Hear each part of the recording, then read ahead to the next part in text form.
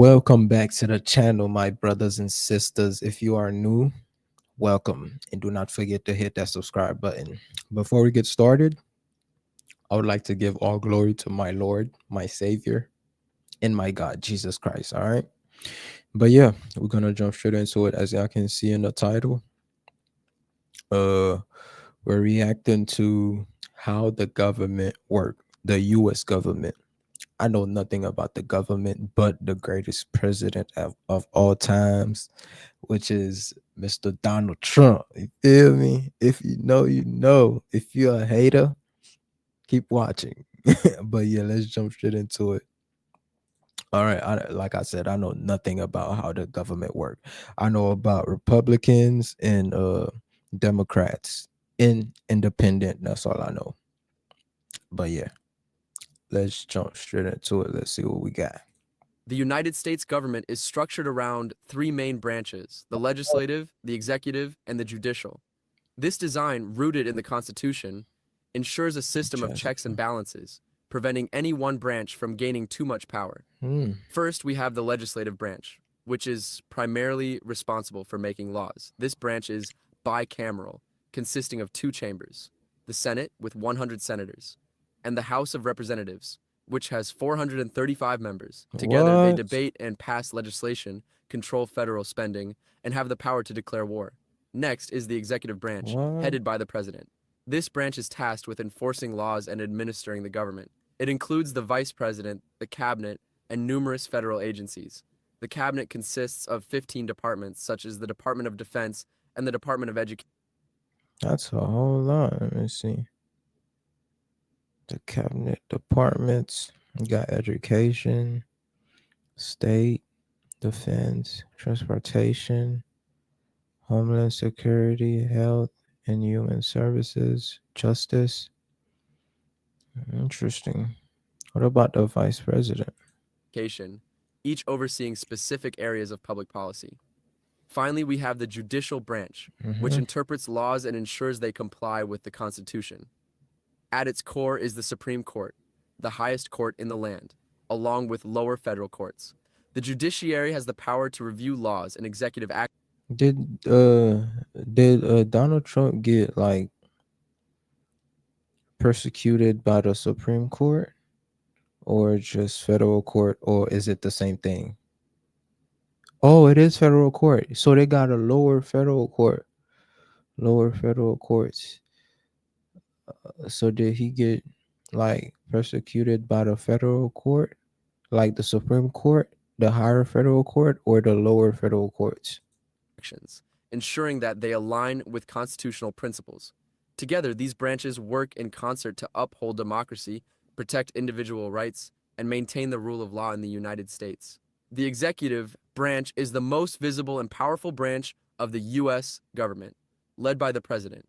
As commander in chief of the Mr. armed forces, Trump. the president serves as the nation's top military leader with the authority to deploy troops and wage war. But the president's role extends far beyond the battlefield. As chief executive, the president is responsible for enforcing and administering the law. Think of the president as the CEO of the federal government, Hmm. overseeing a vast bureaucracy of agencies and departments. At the heart of this bureaucracy lies the cabinet, a group of advisors consisting of the vice president and the heads of 15 executive departments, I want to take such the as the comments Department of off. State, Department of Defense, and Department of Education. The State Department, for example, is responsible for conducting foreign policy and protecting American interests abroad. Led by the Secretary of State, this department negotiates treaties, appoints ambassadors, and gathers intelligence to inform the president's decisions. Meanwhile, the Defense Department, under the leadership of the Secretary of Defense, is tasked with maintaining a strong military capable of defending the nation against threats both foreign and domestic. But the executive branch is more than just the president and cabinet. Mm. It also includes a wide array of independent agencies, each with its own specific mission and area of expertise. Take the Environmental Protection Agency, EPA, for instance. Established in 1970, the EPA is charged with protecting human health and the environment by enforcing Isn't this what Robert Kennedy is like under? laws like the Clean Air Act and the Clean Water Act. Led by an administrator appointed by the president, The EPA operates independently of the cabinet, allowing it to make decisions based on scientific evidence rather than political considerations. Hmm. Another notable independent agency is NASA, the National Aeronautics and Space Administration. Founded in 1950, Yeah, the it's those that lied about the moon landing. I don't believe in none of that.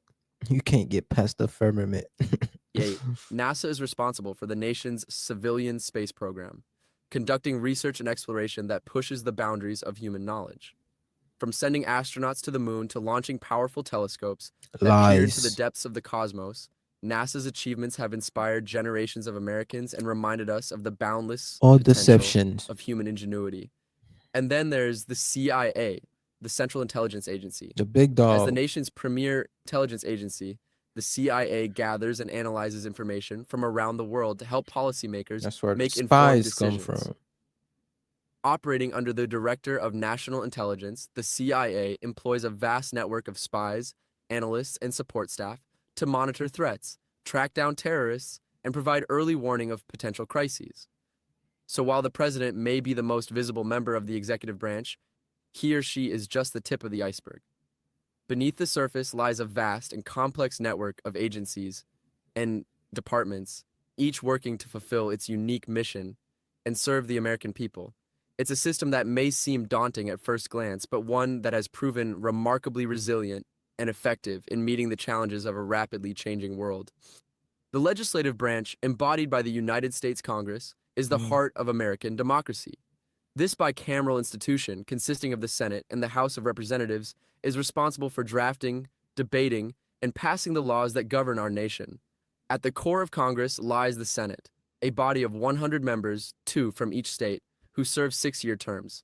The Senate is often referred to as the upper chamber due to its more exclusive membership and longer terms. Senators are tasked with advising the president on treaties and confirming presidential appointments, from Supreme Court justices to cabinet members. They also have the sole power to try impeachment cases, serving as a check on the executive branch. The House of Representatives, on the other hand, is the lower chamber, with 435 members elected every Hey, why they have them looking like this? Yo, that's crazy. 2 years from districts across the country. The number of representatives per state is based on population, ensuring that the most populous states have the greatest voice. The House is responsible for initiating revenue bills and impeaching federal officials, and its members are closer to the people, with shorter terms and more frequent elections. Can I be a House of Representative? I wasn't born here though, I wonder. But Congress is more than just the sum of its parts. It is a complex web of Congress. I've committees heard and this word a subcommittees, lot. each specializing in a particular area of policy. These committees are the workhorses of Congress, conducting hearings, gathering evidence, and drafting legislation. From the powerful Appropriations Committee, which controls federal spending, to the Judiciary Committee, which oversees the courts and law enforcement, each committee plays a vital role in shaping the laws of the land. 2 key legislative agencies that support the work of Congress are the Congressional Budget Office, CBO, and the Government Accountability Office, GAO. The CBO provides nonpartisan analysis of the budget and economic issues, helping lawmakers make informed decisions about spending and taxation. The GAO, on the other hand, is the investigative arm of Congress, auditing government agencies and programs to ensure accountability and efficiency. So while the president may be the face of the executive branch, it is Congress that holds the real power of the purse and the pen. From the halls of the Capitol to the committee rooms and legislative agencies, the legislative branch is the engine that drives the machinery of government, ensuring that the will of the people is reflected in the laws of the land. You see, like I always thought a president can do whatever he please, but that's not the case. In the same system, you got other people that can go against the president's like decisions. Like I always simplified in my brain. Oh, if you were the president, you could do whatever you want. You could like create whatever law, but that's not the case. Interesting. Judicial branch, anchored by the Supreme Court, serves as the guardian of the Constitution and the final arbiter of the law. This branch is tasked with interpreting the meaning of laws, applying them to specific cases, and ensuring that they do not conflict with the higher authority of the Constitution. The federal court system is a three-tiered pyramid with the Supreme Court at the apex. At the base are the district courts, where federal cases are first heard.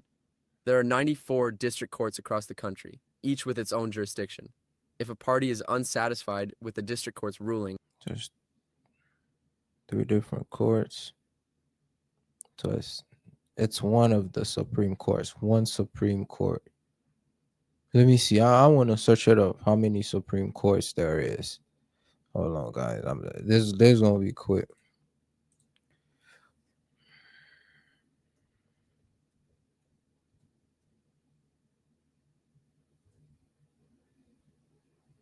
Hold on. Supreme Courts justices.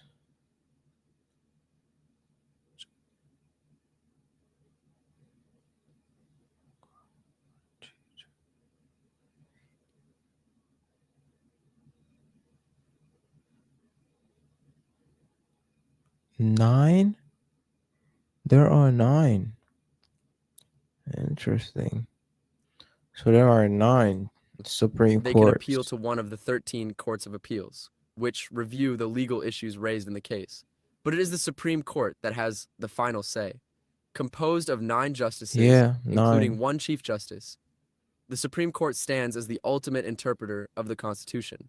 When the court grants a writ of certiorari, it agrees to hear a case, usually because it involves an important question of federal law or Hmm. I wonder. Probably terrorists, like terrorists type of like arrest that gets to the Supreme Justice Court. potential I don't conflict know. with the Constitution. During oral arguments, the justices grilled the attorneys, probing the legal reasoning behind their positions. Behind the scenes, the justices engage in vigorous debate, often exchanging draft opinions as they strive to reach a consensus. When the court issues its ruling, it becomes the law of the land, binding on all lower courts. The Supreme Court's interpretations can have far-reaching consequences, shaping everything from civil rights to economic policy. In cases like Brown versus Board of Education, which struck down racial segregation in public schools, or Obergefell versus Hodges, which legalized same-sex marriage nationwide, the court has played a pivotal role in advancing social justice and protecting individual liberties. But the judicial branch is more than just the Supreme Court. It is supported by a network of agencies, such as the Administrative Office of the U.S. Courts, which provides administrative support and guidance to the federal courts. The Federal Judicial Center conducts research and offers education programs for judges and court staff, while the U.S. Sentencing Commission establishes sentencing policies for the federal criminal justice system. Together, these institutions form the backbone of the judicial branch, ensuring that the rule of law is upheld and that justice is administered fairly and impartially. From the district courts to the Supreme Court, the judicial branch serves as a vital check on the power of the other branches, protecting the rights of individuals and safeguarding the principles of democracy. State and local governments play a vital role in the lives of citizens. State governments mirror the federal structure with executive, legislative, and judicial branches. Governors lead the executive branch, while state legislatures craft laws and state courts interpret them. Local governments, such as city councils and county boards, tackle community issues like zoning, public safety, and budgets. Local law enforcement works to maintain order and build trust. State and local governments bring governance close to the people, addressing their daily needs and concerns. Whether through state legislation or local ordinances, these governments shape the lives of individuals and communities across America. All right, my friend, we've covered a lot of ground when it comes to the U.S. government. You may find the information a bit dense, but don't worry. We've created a handy diagram, and you can download it in the description. It is that's a whole lot of branches. I mean, 3 big branches. At the top is the president, but still they can go against the president. I never knew that, so that's good to know. Or the pinned comment. You can also download the presentation slides of this video for a closer look. Finally, if you enjoyed this content, please like. Nice. I learned something today. It's always good to learn something new, right? But yeah, so that's how the government works. I will get deeper into it, you know? But man, it goes down all the way down to the local enforcement, police officers and the governor, all that. Yeah, cause it'd be weird to me when I see like a governor of a state going against the president. It'd be weird to me. I'm like, wait, as the president, you get the last say. If I say something, then that goes. But that's not the case.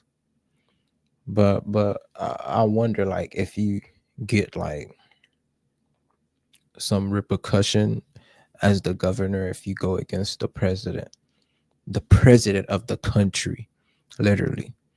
But yeah, that's actually good to know.